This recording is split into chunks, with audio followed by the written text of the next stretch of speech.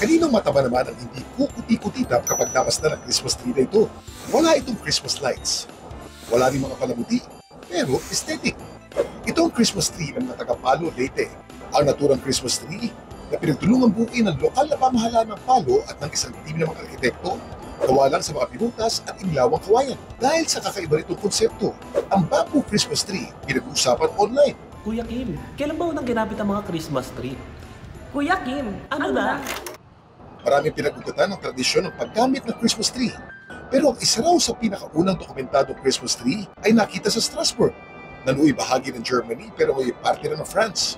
Sa mga unang taon, mga evergreen tree tulad ng fir o pine ang ginagamit at pinapalamutian nito ng kandila, prutas, nuts at iba pang dekorasyon. Ang mas modernong Christmas tree naman na pinalamutian ng mga ilaw sa halip na kandila na uso at lumaganap noong 19th century. Laging tandaan, importante ang may alam. Ito po si Kuya Kim at sagot ko kayo 24 oras.